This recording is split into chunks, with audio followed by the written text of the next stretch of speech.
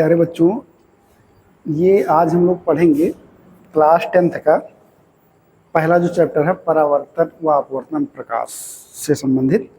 यानी प्रकाश का ये गुण है। प्रकाश का क्या है? ये गुण है परावर्तन व अपवर्तन, जिसको इंग्लिश में बोलते हैं रिफ्लेक्शन एंड रिफ्रैक्शन। तो इसका हम आज आपको बताएंगे कॉन्सेप्ट। यानी कॉन्सेप्ट का मतलब ये है कि आप यहाँ पे ये चीज़ जानोगे कि प्रकाश के परावर्तन व अपवर्तन में जो दर्पण होता है, दर्पण और लेंस, तो आज हम लोग केवल दर्पण पढ़ेंगे। तो दर्पण में क्या चीज़ें होती हैं, यानी आपका फोकस दूरी क्या होता है, वक्रता त्रिज्या क्या होता है, सारे कॉन्सेप्ट को हम लोग क्लियर करेंगे।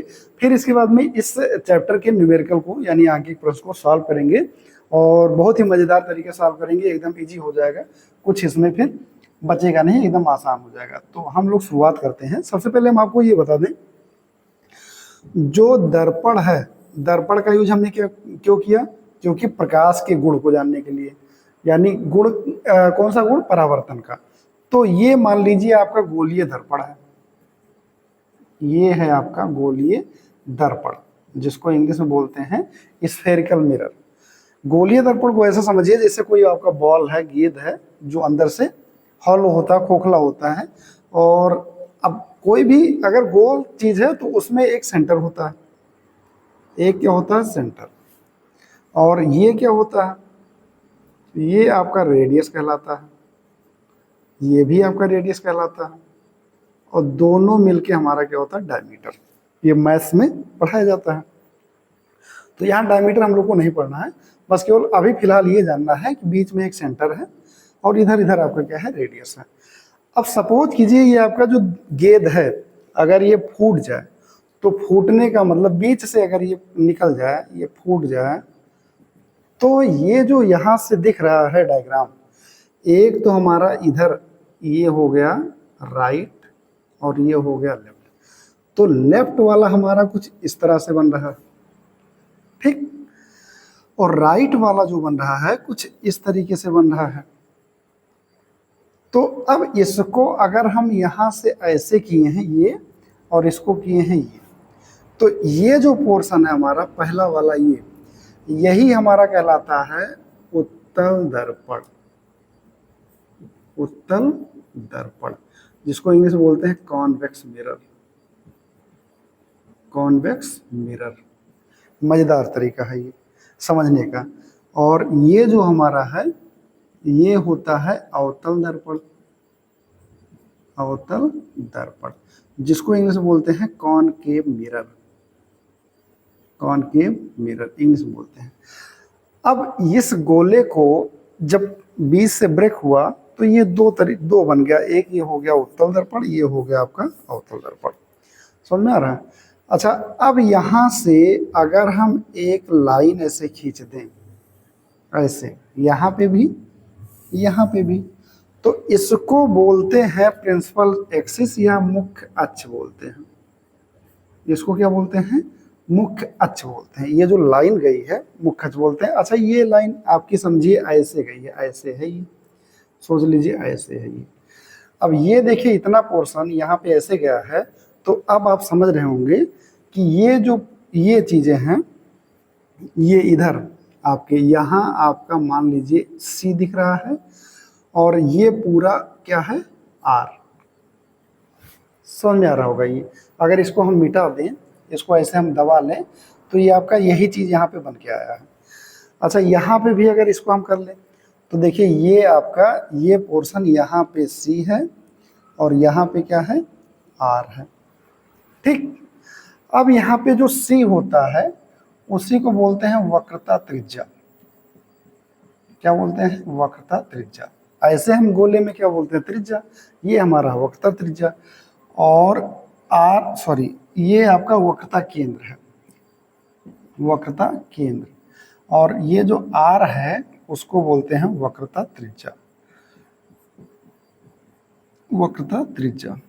अच्छा, अब यहाँ पे हम एक चीज और करने जा रहे हैं, वो ये करने जा रहे हैं, चूंकि हमें परावर्तन का गुण समझना है। हमने क्या किया? प्रकाश को पढ़ा, प्रकाश के गुण को पढ़ा, उसके बाद में फिर हमने ले लिया गोलीय दर्पण, उसको मैंने ब्रेक किया, यहाँ से दो दर्पण मिला। तो अब इस दर्पण पर ये वाला गुण हमें पता करना है, तो इसके लिए हमें क्या करना पड़ेगा, पॉलिश करना पड़ेगा, क्योंकि सीधा रहेगा तो आर पार निकल जाएगा। तो हमेशा पॉलिश इस तरीके से किया जाएगा, याद रखना। यानी ये राइट साइड में पीछे की साइड होगा, ये हो गया पॉलिश। ठीक। अब एक चीज यहाँ पे और है, यहाँ इसके बीचों बीच पे एक होता है मुख्य फोकस, और यहाँ पे भी होता है मुख्य फोकस। ठीक। इसको क्या बोलेंगे, मुख्य फोकस,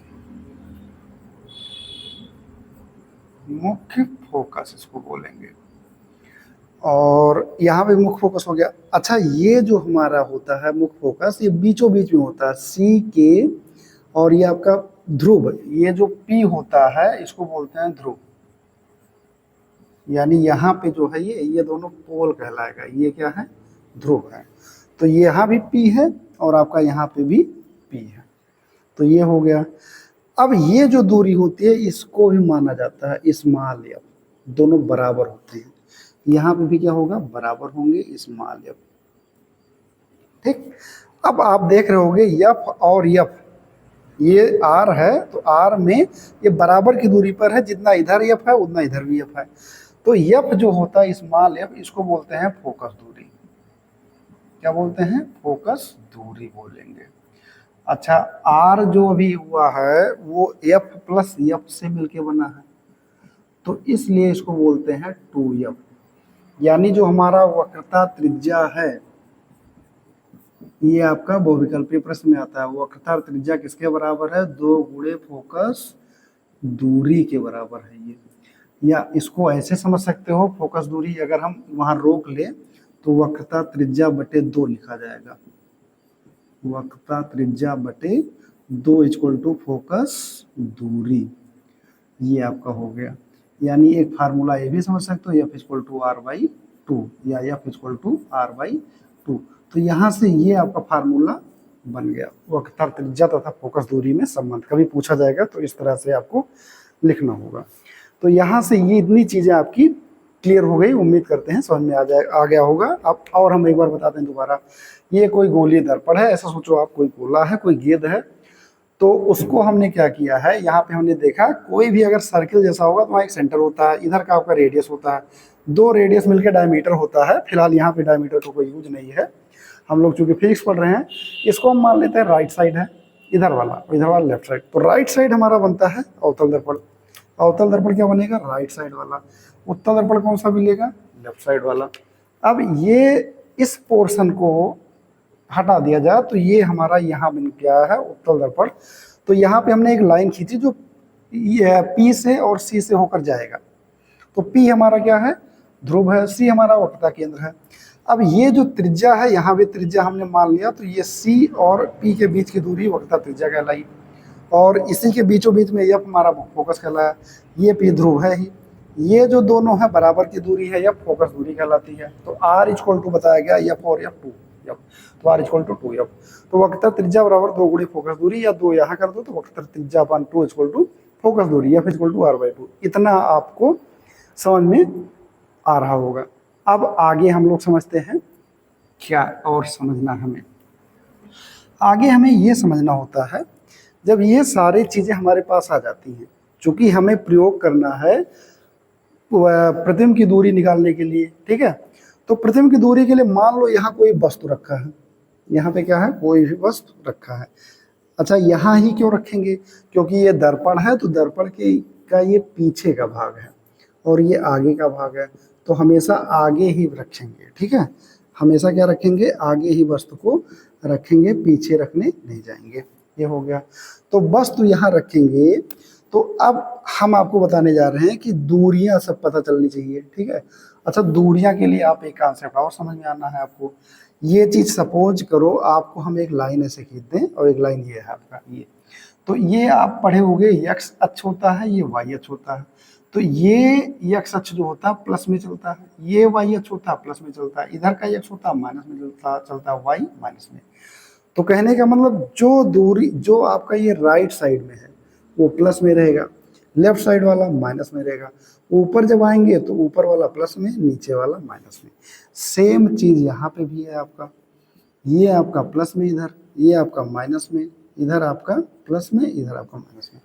अब जैसे हमने कोई वस्तु रखा, मान लो ये कैंडल है, ये हम कैंडल कोई रखे हैं ऐसे, ठीक है, ये मान लो कैंडल रखे हैं, तो ये जितनी भी दूरियां नापी जाती हैं ध्रुव से नापी जाती हैं। मान लो ये वस्तु की दूरी नापनी है तो ये यू माना जाएगा, वस्तु की दूरी यू माना जाएगा, वस्तु की दूरी को लिखते हैं यू से।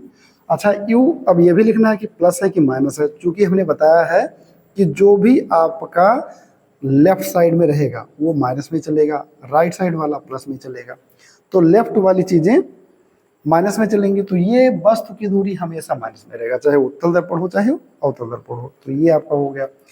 अब बात आती है, इस वस्तु को हम रखे हैं तो कहीं ना कहीं प्रतिबिंब बनेगा।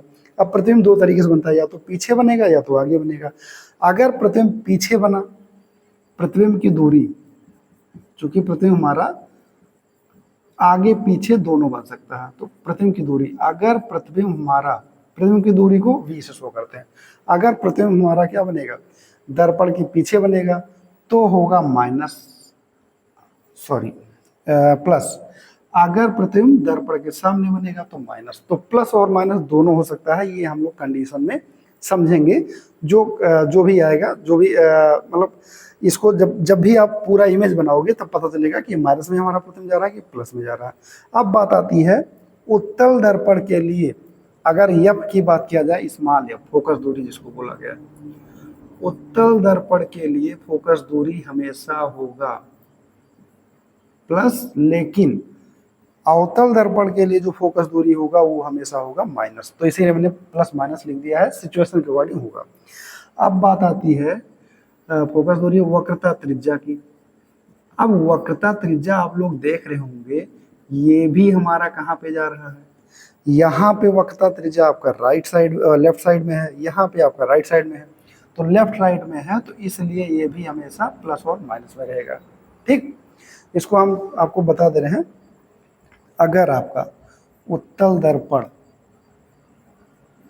है, उत्तल दर्पण के लिए आपका प्लस में रहेगा, अवतल दर्पण के लिए क्या रहेगा, माइनस में। और यहाँ पे भी वही होगा, उत्तल दर्पण के लिए प्लस में, प्लस में, अवतल दर्पण के लिए माइनस में। इतना आपको समझना है, अवतल दर्पण के लिए माइनस में। अब बात आती है फोकस दूरी होगा, ये सारी चीजें हो गई हैं, इतना क्लियर हो गया। इसको बोलते हैं चिन्हों का मतलब चिन्हों का जो है टॉपिक हमारा, कि कौन सा चिन्ह कहाँ पे लगेगा दर्पण में। तो अब एक चीज और यहाँ पे समझना है, दर्पण का सूत्र जिसको बोलते हैं, कभी कभी पूछा जाता है दर्पण का सूत्र। तो दर्पण का सूत्र होता है 1/f = 1/v, 1/u + 1/v। पहले प्रूविंग करने के लिए आता था, प्रूविंग नहीं है, केवल आपको क्या करना है, चुपचाप पढ़ना है आराम से। तो यह = क्या है, फोकस दूरी लिख देना है। कभी पूछा जाए एक नंबर में तो यह फोकस दूरी लिखना है, फार्मूला लिखने के बाद u वस्तु की दूरी, और जो v आपका है वो प्रतिबिंब की दूरी।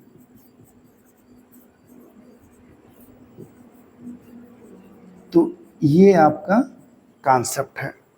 अगर इतना आपको समझ में आ गया है तो ये न्यूमेरिकल, उम्मीद करते हैं इसमें जो भी न्यूमेरिकल आएगा वो आपको समझ में आ रहा होगा। अच्छा, एक चीज़ यहाँ पे और भी है, अगर ये आप समझ लिए हो तो एक चीज़ हम और आपको बता दें। एक होता है आवर्धन। आवर्धन का मतलब ये हुआ, आवर्धन एक है, आवर्धन का मतलब ये होता है यम, जिसको बोलते हैं मैग्निफिकेशन। आवर्धन यम होता है -v/u, यानी जो वस्तु की लंबाई है और जो प्रतिबिंब की लंबाई, यानी प्रतिबिंब की लंबाई और वस्तु की लंबाई के रेशियो को ही बोलते हैं आवर्धन। ठीक है, और तो वस्तु की लंबाई और प्रतिबिंब की लंबाई को हम क्या बोलते हैं, आवर्धन बोलते हैं। यहाँ पे ऐसे लिख सकते हो, आवर्धन यम बराबर एक तो होता है I/U, और चूंकि यम = हमारा होता है माइनस का v/u भी होता है, तो यम के जगह पे हम लिख देंगे I/O = माइनस का v/u। तो ये भी फार्मूला आपको पढ़ना है। I क्या है ये भी लिख लो, I को बोलते हैं प्रतिबिंब की लंबाई, आई को क्या बोलेंगे, प्रतिबिंब की लंबाई, और ओ जो हमारा होगा वो होगा वस्तु की लंबाई, वस्तु की लंबाई होगा। बाकी यू और बी आप लोग जानिए हो, कभी भी आवर्तन पूछा जाए तो माइनस का वी अपन यू ये होगा। अब उम्मीद करते हैं दर्पण में इतना अगर आपको समझ में आ गया तो न्यूमेरिकल बड़े आराम से हो जाएगा। तो नेक्स्ट वीडियो में हम लोग न्यूमेरिकल पढ़ेंगे, 4-5-6 न्यूमेरिकल, इसको इसके जो भी होंगे वो लगा लेंगे तो बड़े आराम से हमारा एग्जाम में कोई दिक्कत नहीं आएगी। Thank you.